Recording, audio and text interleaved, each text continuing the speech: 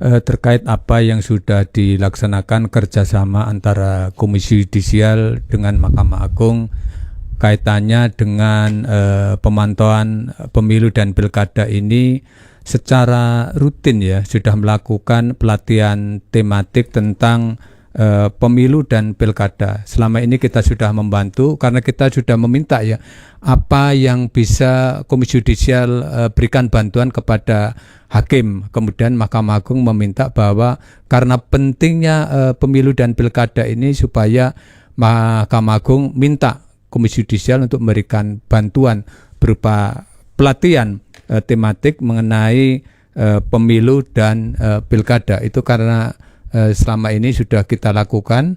Dan selain itu memang kalau ada hal-hal yang penting dengan adanya penghubung Komisi Yudisial dan penghubung Mahkamah Agung akan lebih memudahkan kalau ada sesuatu yang dibutuhkan oleh kedua lembaga tersebut. Jadi gitu. Pelatihan tematik ini dilakukan kapan ini, Prof? Sudah ya, sudah langsung ya. Kalau pelatihan itu pasti jauh-jauh sebelumnya, bukan karena mau pemilu baru dilakukan. Jadi secara rutin itu kita hampir setiap tahun itu melaksanakan pelatihan tematik ini. Biasanya yang dilakukan itu kepada hakim yang ada hubungannya dengan pemilu itu, misalnya pengadilan umum, pengadilan tun dan pengadilan militer. Kalau agama kan nggak ada hubungannya sekali dengan hal tersebut. Tapi ada kriteria hakim khusus tidak yang mengadili persidangan sengketa pemilu ini?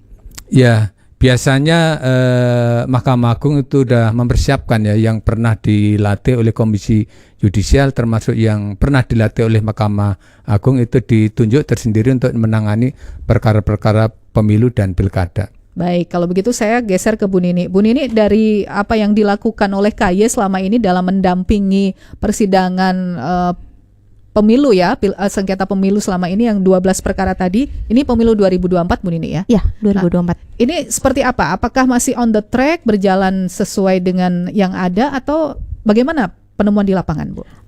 Jadi berdasarkan hasil pemantauan kami bersama penghubung di lapangan langsung ke pengadilan terhadap 12 perkara yang masuk, mungkin tepatnya karena masih ada beberapa yang masih jalan, itu memang tidak ditemukan adanya dugaan pelanggaran kode etik dan pedoman perilaku hakim. Berarti majelis hakimnya sudah bersidang sesuai dengan hukum acara dan KEPPH, kode etik dan pedoman perilaku hakim.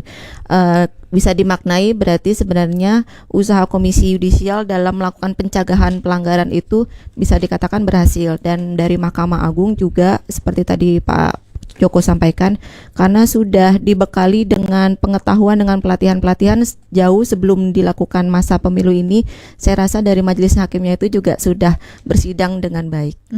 Baik, tapi seperti yang saya sempat tanyakan ke Prof Joko tadi, kriteria khusus untuk hakim yang mengawal persidangan sengketa pemilu ini bagaimana? Di lapangan seperti apa, Bu Nini? Jadi memang Mahkamah Agung itu sudah memiliki semacam kriteria tertentu yang memang diwajibkan untuk para majelis hakim ini untuk pada perkara-perkara pemilu tidak semua hakim bisa. Jadi sudah ada dari Mahkamah Agung sendiri yang menentukan siapa-siapa saja yang bisa untuk menyidangkan perkara tindak pidana pemilu, dan itu sudah dari Mahkamah Agung juga sudah dipersiapkan dari tahun-tahun sebelumnya tuh Mbak. Jadi terhadap ke pengadilan ABC itu sudah disetor nama-nama hakim mana yang mereka akan menyidangkan perkara pemilu.